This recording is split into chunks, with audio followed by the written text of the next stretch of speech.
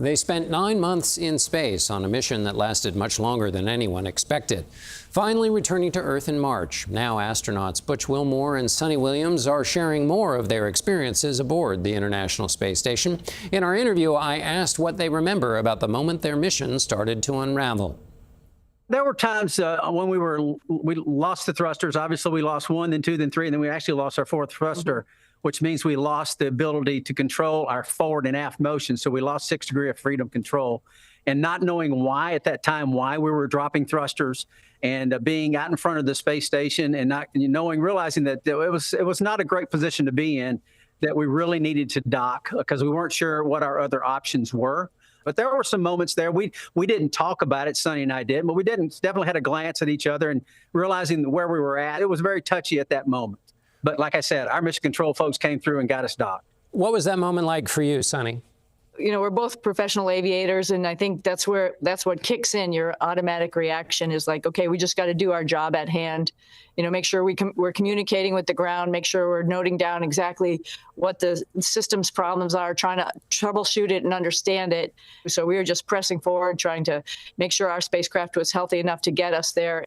Butch, was there a piece of your training when your stay was extended that you kind of always relied on? Sure. I think there's 2 terms that I would stick to, and that's you got to be committed in many jobs. This is one of them. You have to be completely all in, totally committed, and that commitment has to go into maximum preparation. It's an automated spacecraft with a great, wonderful manual capability, and we spent literally hundreds, maybe perhaps into the thousands of hours exploring the various manual control capabilities of this spacecraft. Butch, I'll start with you. When did you feel most at home after you returned? When did you know you were really home? When I'm sitting there with my entire family eating a bowl of tomato basil soup. It was great. How about you, Suni? When did you know for sure you were back home or that you were really back on Earth? Well, the first night that we got back, I just sort of went to sleep right away. But the next day, I had the opportunity to go back to my house, and my 2 dogs were right there, and they came running out the door. And tails were wagging, and that's when I knew I was absolutely home.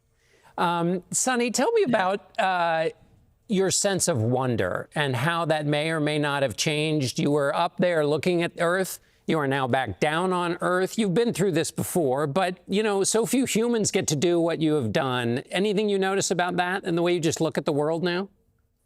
You know, it never gets old. I'll just say that, John. You can go to space, 100 times and it would never get old. One, our planet is just incredible. You see different things every single time you go up there. I really wish everybody had an opportunity to take a lap around the planet. It's just incredible.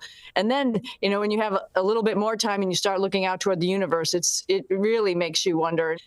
Even the night sky has changed. Now there's so many satellites that are different from 10 years ago from when we were up there. Just incredible to have a moment to look out the window. The aurora was just incredible while we were there this time, better than any time I've been in space before. I'll ask you the same question, Butch. Your sense of wonder, how has it changed through this experience? You know, it is amazing. As Suni said, the sights and the sounds are thrilling. Wonderful to see it with your own eyes. But there's something also special with having those memories and bringing them back to Earth, and you're with your family. There you don't smell the smells. You don't hear the sounds. But here you do. Smelling the flowers, smelling the air, hearing the birds, the katydids in the trees, just everything. This Earth is a wonderful place. Being on Earth is special. Being off for a period is definitely special as well. And I'm grateful for the experience. Well, we are grateful that both of you are here sharing the experience with us. And so thank you very much. It's always a thrill to talk to you both. Great to talk to you, John. Thanks, John. Thank you.